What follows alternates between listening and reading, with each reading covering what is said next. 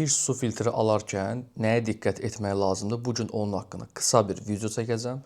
Su filtrlər adətən 6 pilləli və yaxud da ki 5 pilləli olurlar. Çox hallarda 5-ci filtrə qədər su yumşalcı kakos olur. Bu bütün filtrlərdə olur, 5 pilləli. Və biraz daha yaxşı filtrlərdə 6-cı filtr olan mineral filtrdə olur.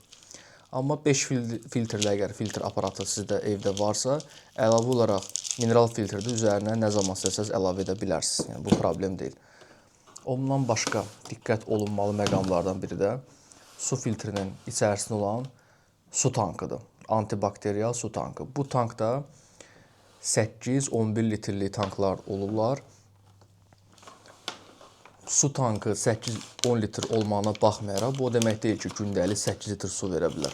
Gündəlik su vermə gücü membrandan asılıdır. Membranda belə ki, 75-80 qalon per day olduğu üçün təxmini olaraq 200 litr gündəlik su verə bilirlər. Bütün reverse osmos, membran tipli su filtrləri.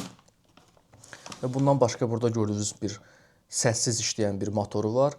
Bu motorun da olmağı yaxşıdır. Belə ki, əgər sizin evinizdə su təzyiqi aşağıdırsa, motorun olmağı lazımdır. Təzyiq yuxarıdırsa, motor olmasa da olar və yaxud da varsa, heç toka taxmasanız da istifadə edə bilərsiniz. Və filtr aparatlarının üzərindən gələn belə bir krantı olur. Bu bəzi aparatlarda keyfiyyətsiz olur, amma bu gördüyünüz daha keyfiyyətlidir.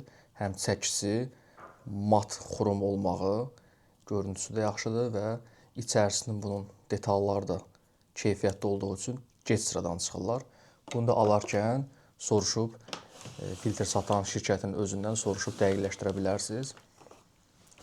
Bundan sonraki videolarımızda bu filtrlərin dəyişilmə ardıcıllığı nə vaxtdan bir dəyişilməlidir və nə formada dəyişilməlidir, onları sizə qeyd edəcəyik.